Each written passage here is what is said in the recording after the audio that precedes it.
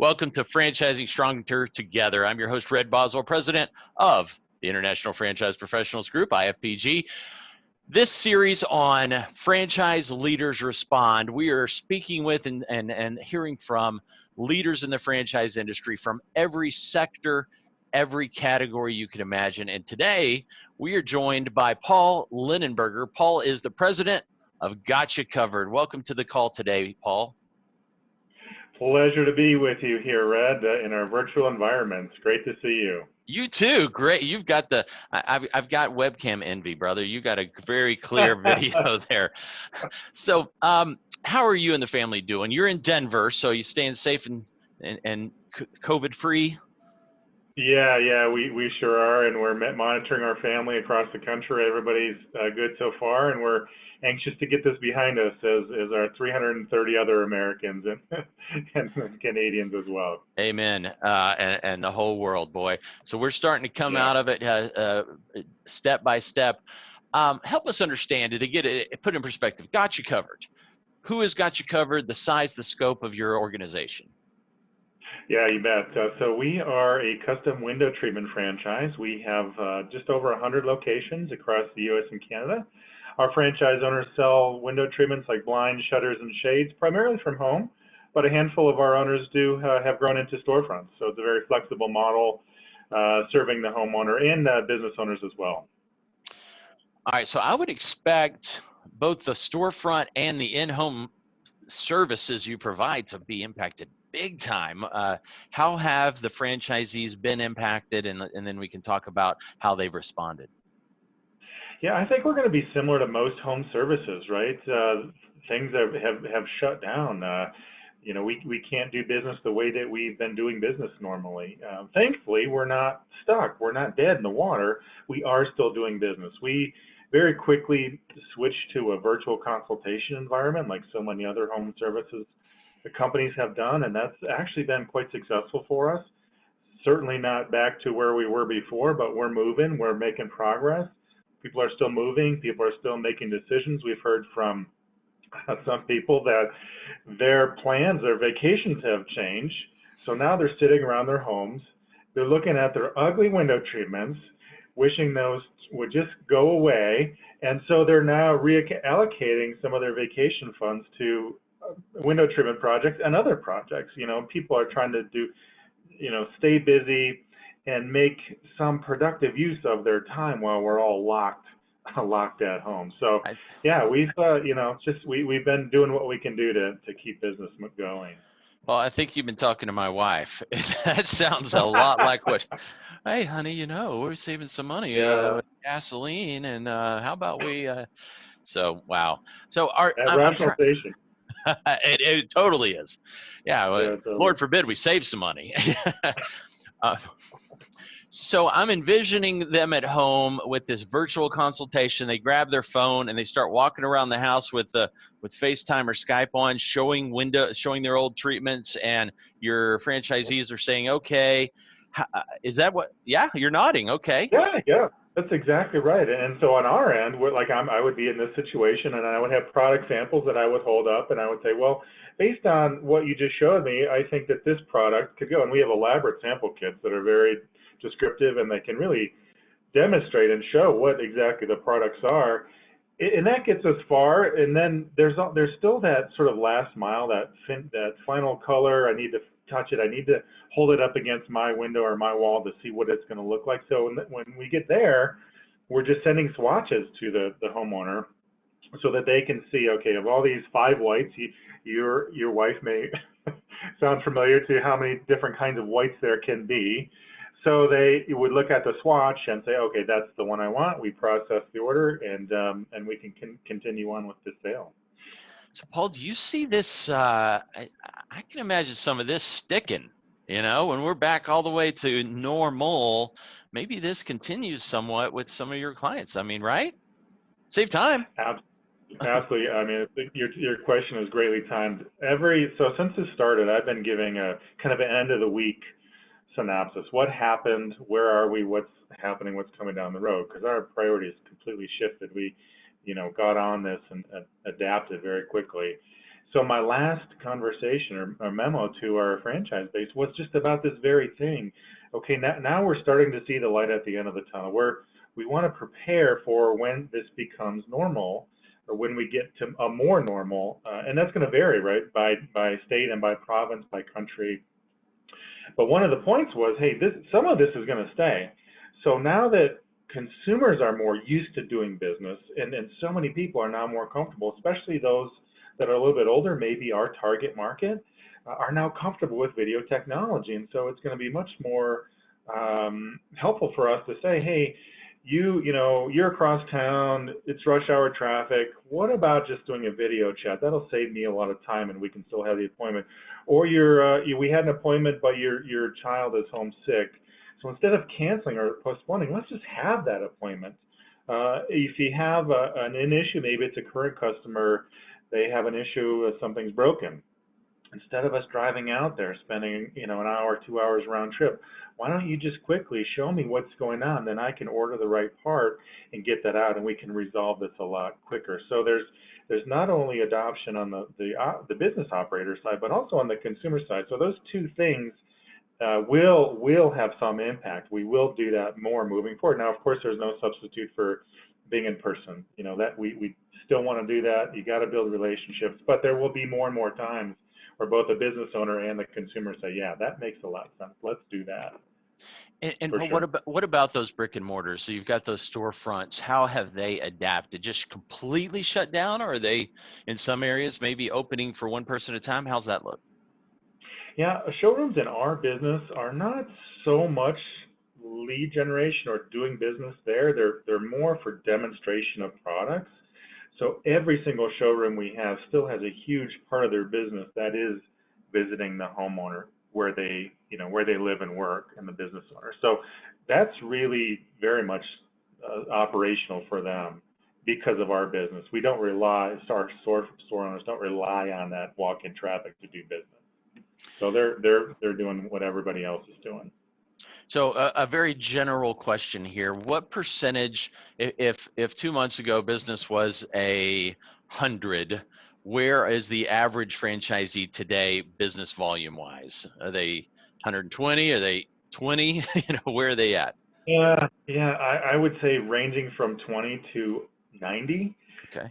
Some people the areas have been less impacted, and they really have not.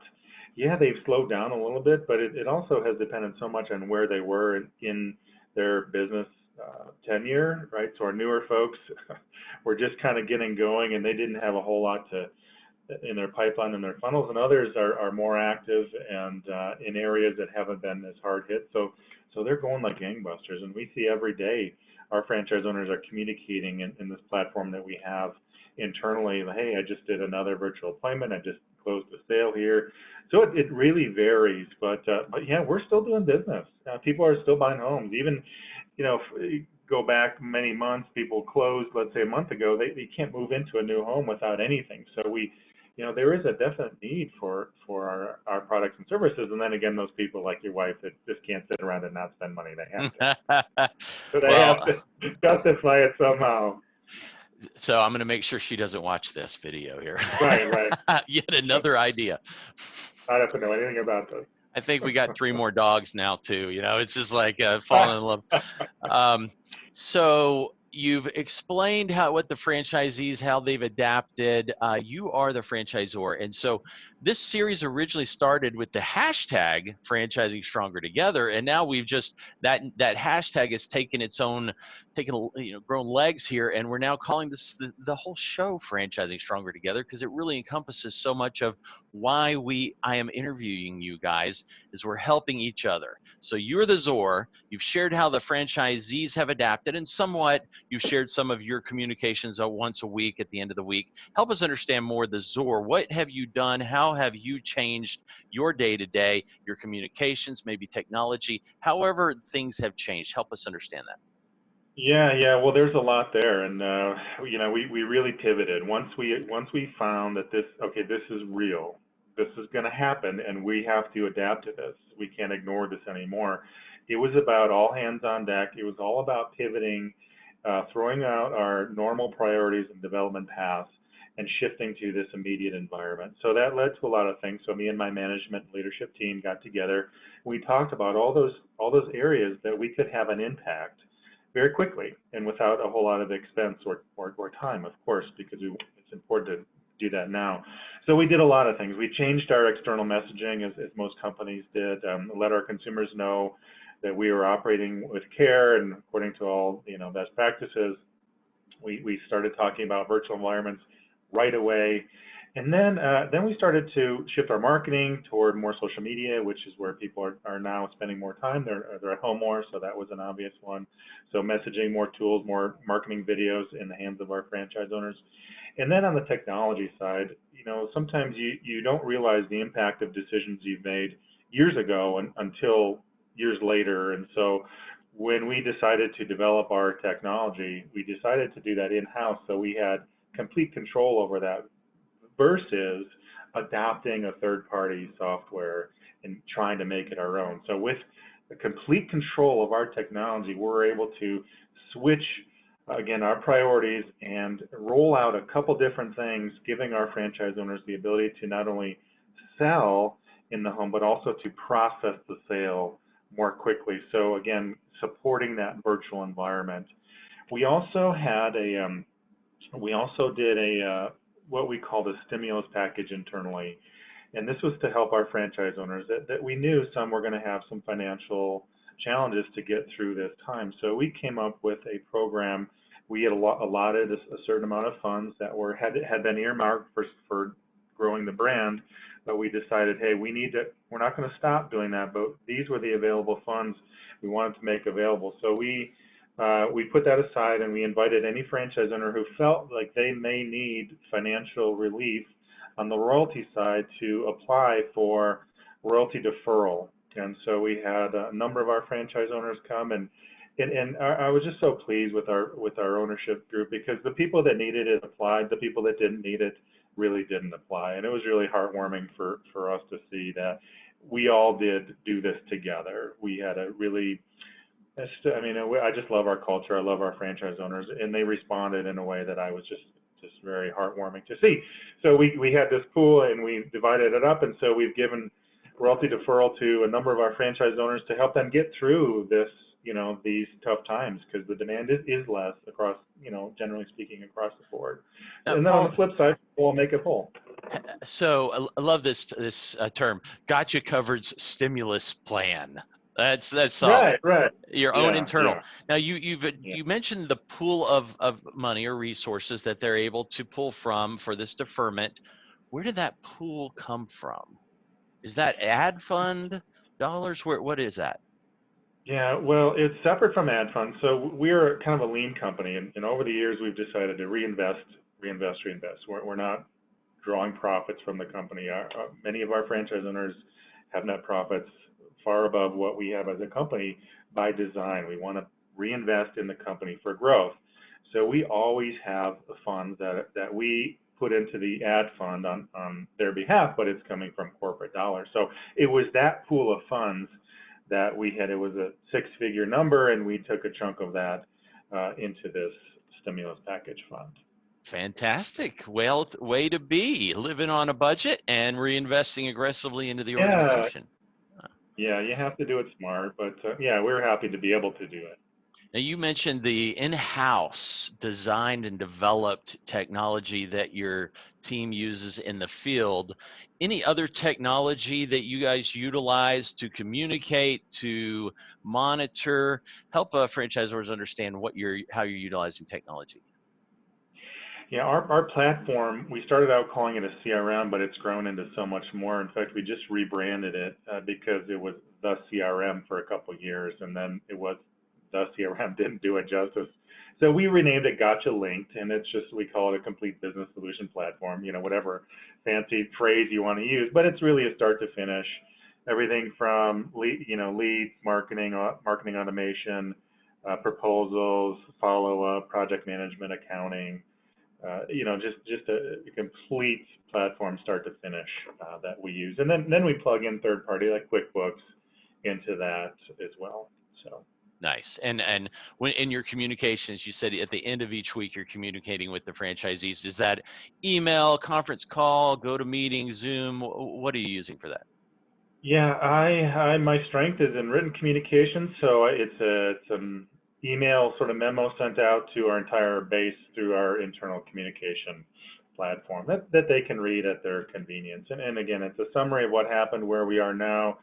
But you know, when you look at all the things we had to do to support our owners, there was all the practical things I mentioned, but there's an emotional component too, because you know, I was here, you were here, we were here in 2008, and that was brutal. And so we've seen that. Another one of the things we did is we invited all of our owners, well, not all, but many of our owners that had been through the Great Recession, and we got them on a conference call, and we invited everybody else to join us so that they could get context and see, you can do this, you can make it through here, here's how to do it, here's how these guys and girls did it. So yeah, so there's an emotional, there's addressing the fear, there's addressing the non-business operation. This is a full-on support mechanism focus for Gotcha Covered and so many other franchise systems. Outstanding. So oftentimes we hear the analogy, franchising with the Zor and the Z is like a marriage, but oftentimes you don't hear this near as much, and I think it's because it's kind of demeaning. But oftentimes it's more of a parent-child relationship. The Zor being that parent, and in many ways I think it's a more appropriate analogy. But when you've got something this serious and so impactful, this whole virus, and the business is half of what it used to be a month ago, the franchisees really, the child in this scenario really Yeah, loves to yeah. hear from their other children. They don't want to hear mom and dad barking down, you can do it, it's going to be okay. Yeah, whatever. You know, they see you as this rich person in your ivory tower. A lot of times they may not admit it, but they kind of psychologically Mm-hmm. see you that way. So for you to pull the other children in a respectful way into the fold, Yeah. and hell, this child's been through this, hear from him, and you back out of the way and you let them share from their heart, boy, that can have such a big impact on the other children.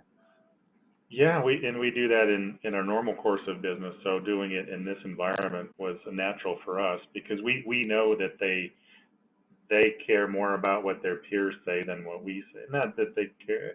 I get what you're saying, and I agree with you wholeheartedly.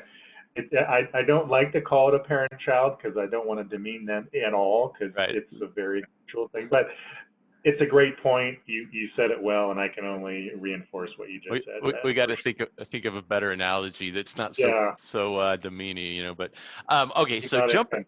let's change focus. How about franchise development? We're franchisors. That's always a top priority, even if they claim it's not. So two pieces. We've got the candidates that were in process when this whole thing hit.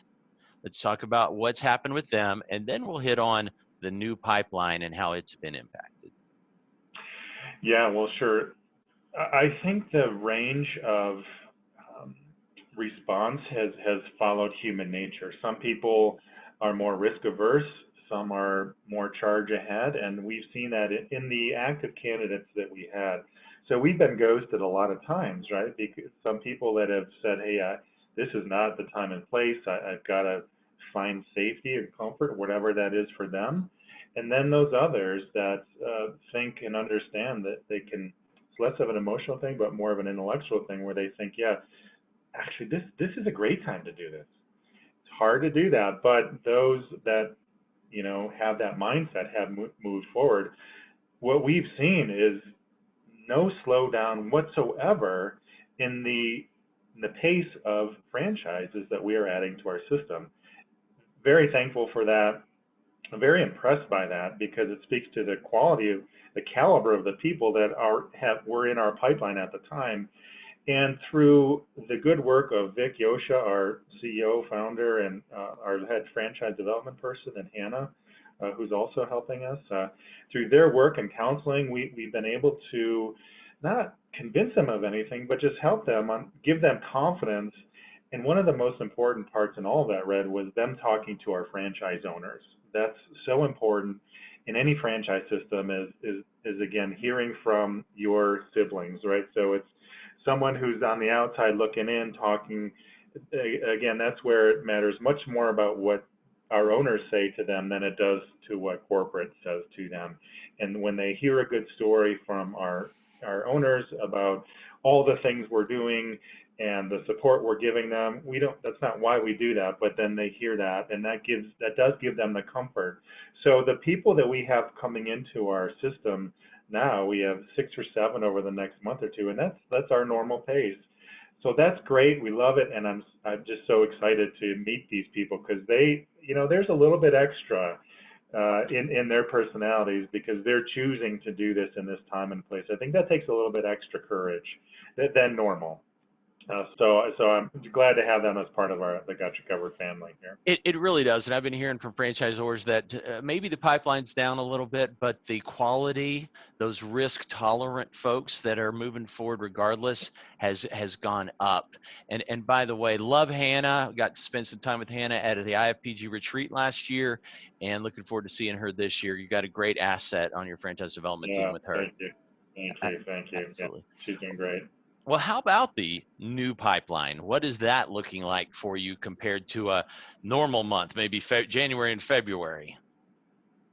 Yeah, that's not recovered, but it has started to, and I think that the trajectory absolutely follows what I would consider the bottom of this pandemic. Now that I believe we've hit bottom, at least we're starting to talk, and places are starting to open up. So our activity with candidates really mirrored that. So we're starting to see, even in just the last couple of weeks, that now people are understanding.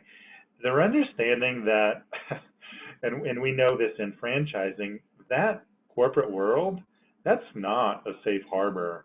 There's a lot of risk to be an employee, and I think that in an environment where that foundation is kind of shooken up a little bit, people start to see, yeah, I'm not as safe as I thought I was, for a variety of reasons.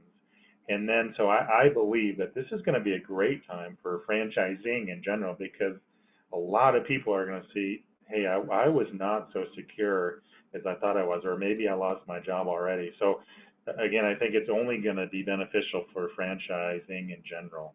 But what is y'all's investment range? Our franchise fee is $65, so another $20,000 in marketing capital, and you're in. That's pretty much everything. So when on the low end of the spectrum, 65 to 90, it sounds like. What Yeah. have you seen, and this may be more of a question for Hannah, but have you seen a change in how franchisees are funding the purchase and the launch of that business compared to 2, 3, 5 months ago, and then today? Are they shifting it from the 401k rollover perhaps to a home equity, or maybe trying to take advantage of the SBA programs that have been rolled out? Have you seen a big shift there?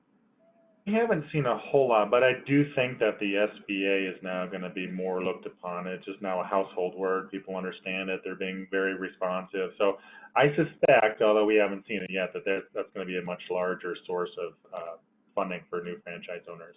Yes. We're getting mixed answers on that one, or mixed reviews. We've heard a lot of talk, but then the money runs out, and then the money takes a lot longer than we had expected. And so, although it appears to be coming, there's some doubt in some folks' minds as to how aggressive it'll be, and are they really forgiving 6 months, and is that really going to happen? I've been surprised how many folks are questioning. I mean, the president said it's going to happen. Is it not going to happen? They're questioning. Yeah, I don't know if that's really going to happen here. And I'm just, wow. So you're saying the whole government is lying to you? Yeah, I am. Okay. Well, then again, the 401ks, when the value is down so much, that limits, at least for many of them, their options there. So that's another reason I think it might go more to the SBA. But if all that rebounds quickly, then I think that would also come back. So true. All right. So, Paul, as we wrap her up, any further predictions, any further advice for franchisors listening out there? And maybe even if there was a story of triumph that we didn't hit on, feel free to share anything that's on your heart. Well, I think the stories, I just like to see, people get into business to support themselves. So I've just been, pleased to see that we're still doing business. We're still here. We're still serving our communities. It sounds like a little thing, but I think overall that's a pretty noble goal, and I'm really happy to be part of just being, that where we're making our communities, our homeowners improve their lives in a very small way. The other thing that we're doing that I think a lot of we'll start doing more and more is to get ready, right? We've hit bottom, in my view, and depending on, I don't know how far away normal is or what that looks like necessarily, but get ready for that because it's coming, it's inevitable. And one of the things we're doing is we are, with our marketing partner, we are having a series of calls that we've set up over the next couple of months so that we are able to adapt to what we expect to be very rapidly changing environments, right? Once, a state opens up or a province opens up and they can do business normal, like that's going to be a different thing for them. So we just want to make sure we have our finger on it, and it's going to change quickly. So we need to be ready for that. And I just would hope that everybody can try to get back to normal as much as we can. We need to, as business owners, we need to support our communities. As citizens, we need to support our local businesses. So let's just all work together to get back to where we were, but even stronger moving forward. Wise words, my friend. Paul Linenberger, president of Got You Covered. Thank you for joining us today, Paul, on Franchising Stronger Together. Red Boswell with IFPG. Thank you. Thanks, Brad. Thank you for your leadership as well. Great to be with you.